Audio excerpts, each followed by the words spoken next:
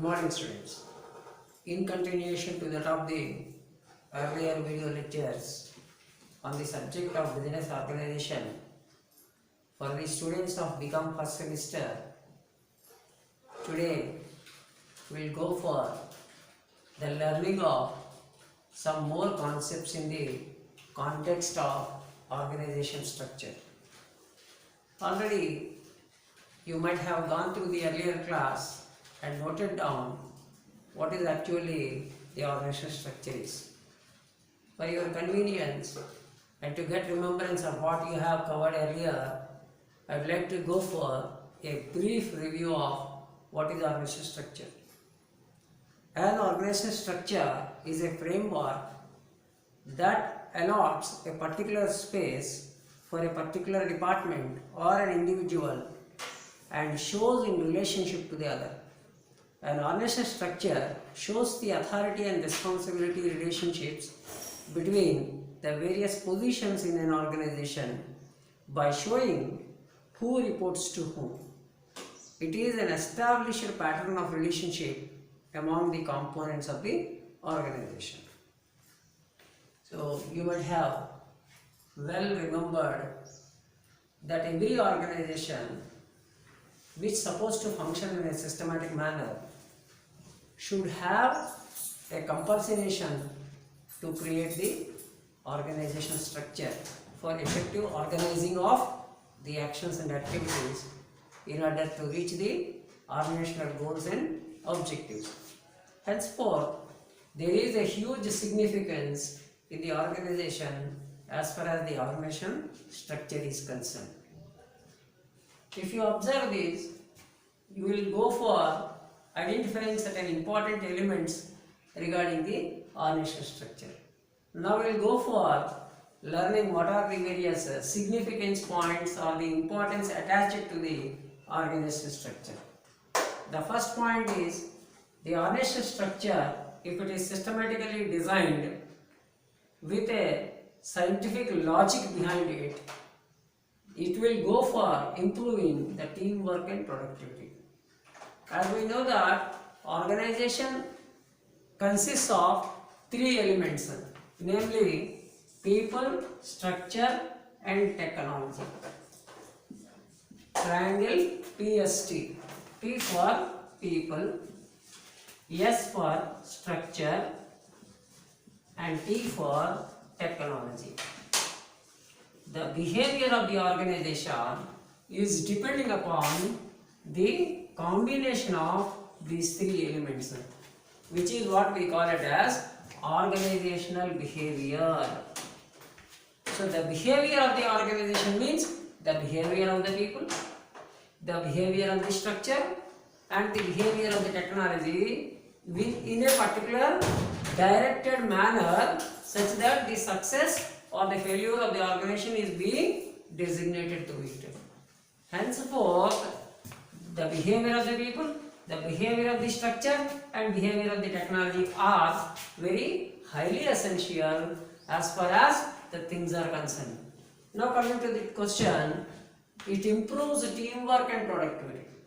This is our first significant point or the important point. So teamwork, which is related to people. Generally, people in the organization will work under departments or various functionary areas. When once there is a need of people to work in a grouped manner. The groups are supposed to function as a team. Then only the departmental objectives or the functionary areas objectives as well as the organizational objectives will be having a possibility to realize. Henceforth, the teamwork is supposed to be the highest important factor here. The generation of teamwork from the people of the departments or the organization as a whole is essential.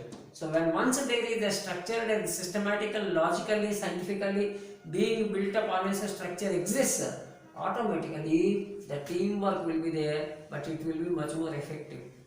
And productivity, when once there is effective team and effective teamwork is going on, automatically there is an inclination in the productivity or improvement in the productivity.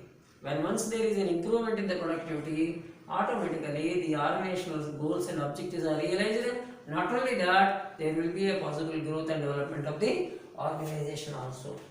That's why every organizational structure which is systematically prepared should have an eye over how to improve the teamwork and productivity through the organizational structure. The second point is specifies the location of decision making. If you observe the organizational structure will have its way basically with the dealing of the three levels of management: top level management, middle level management, and the bottom level management. And how the works have been allocated, how the authority and responsibility has been flowing between and among the various levels of management, that is being designated to the organizational structure. Henceforth, there is a possibility of identification or specification of the location of the decision making. Means who will make the decision, who is supposed to implement the decision, who will provide the communication after taking the decision with authority and responsibility, and the others who has to abide by the decisions taken by the authority and responsibility. Like that, it will be specified. So when once a decision is made, automatically one person or any person in the organization may come to a conclusion from where the decision has been communicated or taken or being transferred. So that's why it specifies the location of the decision making. So organizational structure should be in a position to provide the identification of a decision which is taken where it is. Next one, enhances creative thinking. Right? When once there is an organizational structure, if you know that the organizational structure is clearly demonstrating the authority and responsibility as well as the accountability among the people of the organization in a structured manner. Henceforth, every person knows what is their job, what is their duty, what are their functions, and to what extent they are responsible, as well as to what accountability is there. Henceforth, people will think on their own by utilizing their effective skills, talent, and knowledge, and they will go for creative way of doing the things in a thinking manner, in a better thinking manner. So there is a better possibility of enhancement of the thinking in a creative manner. Next one, improvises initiativeness. When once everything is clearly stated and communicated to each and every person of the organizational structure, automatically people are ready to accept their responsibility and they initiate their action without no delay. Without any delay, they will be going to initiate their action. Henceforth, the question of pushing further to a person is not needed, and persons are ready to accept their authority and responsibility and they will initiate their action. Next one is, it shows the path of authority and responsibility. As I said, in the organization there are three levels of management: top level, middle level, and bottom level. Automatically, every person by seeing the organizational structure will be in a position to know that how the authority is flowing in and how the responsibility is associated with that position, and to what extent there is a need of improvising the things and doing the things in a more coordinated manner. That is what, with the help of the organizational structure, we will be in a position to identify how the authority and responsibility flows between and among the members or employees or the human resources of the organization. Now let us go to the principles of organizational structure. What are the principles? So when we want to go for designing of an organizational structure, we have to keep in view some important elements. That is, the number one, line and staff relationship. Here two words are used: line and staff. See, when there are three levels of management, some of the areas are associated with a strategic way of doing the things, having the responsibility of taking decisions and implementing the decisions and getting the vision, mission and objectives of the organization for realization. Henceforth, there are certain people who will have the authority in their hand, who will have the decision making in their hand, and all those employees will be called as line employees, and they are responsible for achieving the basic or the strategic objectives of the organization. They are called as line employees. Apart from the line, there are some other employees who are supposed to support the line employees during the course of execution of the functions as well as the organizational actions and activities from time to time. They are the supporting staff. They are called as staff. So the organizational structure should have designed on these principles effectively. When there is a clumsiness or a dilemma, who will be in the line, who will be staff, or who will be under the staff, there is a problem. Henceforth, while designing the organizational structure, adequate care is to be taken, precaution is to be taken that the flow of the line and the staff should be amicable, should be properly arranged, and how the line and staff as an interacting point should also be designated through the organizational structure. Otherwise, there is a role ambiguity, otherwise there is a conflicting situations arise. Henceforth, there is a huge need while designing the organizational structure basing upon the first principle, that is line and staff relationship, because the line cannot operate individually, the staff cannot operate individually.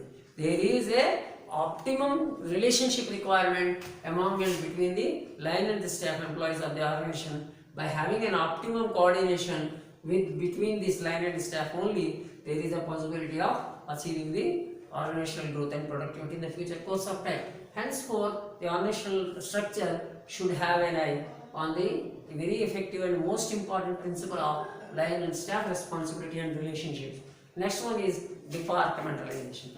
What is departmentalization? Departmentalization is a process of horizontal clustering of different types of functions and activities on any one level of the hierarchy.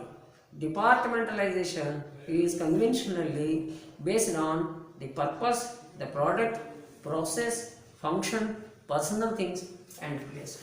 There are so many things here. What is the basic purpose for this department to be created? What are the products associated with that particular department? And who are the people to function under that particular department?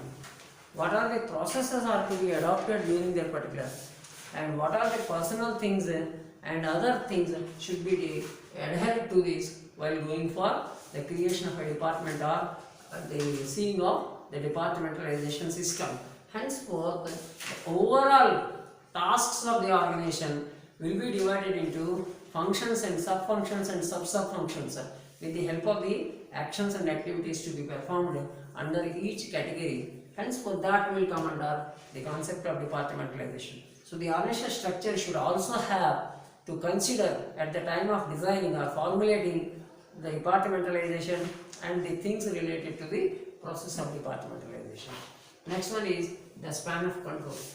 Here, span of control, this is one of the principles what we have already studied in the subject of business management. What is that? The Henry Fayol 14 principles.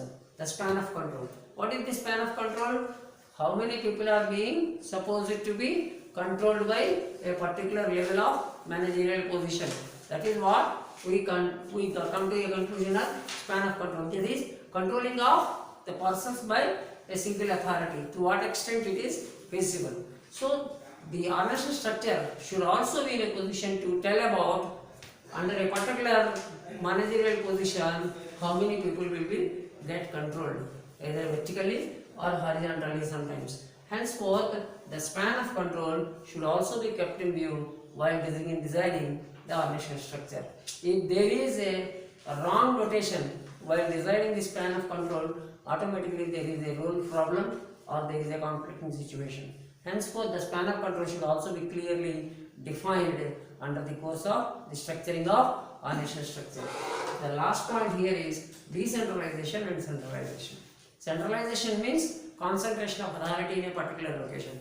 Decentralization means bifurcating the total authority available at a particular location into different segments, making the people to come to a conclusion from top level to the bottom level.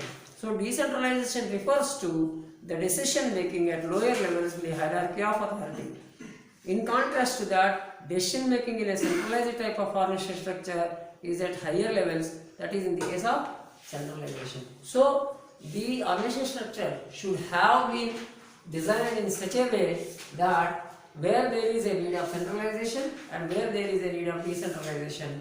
In the case of need of centralization, to what positions it is to be fixed, and in the case of decentralization, how it further be decentralized or being provided, to what extent the decentralization is needed by fixing the authority and responsibility at each and every segment of the organizational structure.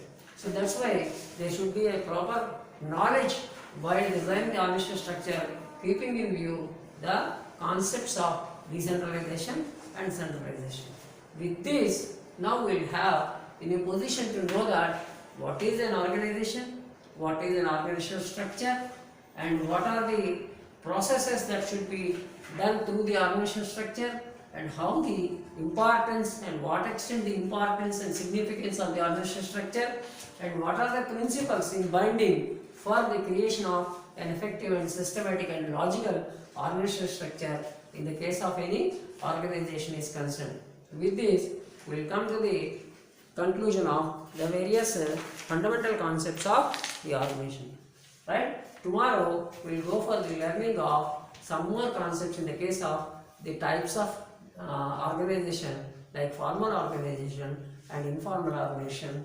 Apart from that, various other formats like line organization, staff organization, line and staff organization, matrix organization, product organization, and so on and so forth. With this, we will come to the conclusion of today's lesson. Thank you very much.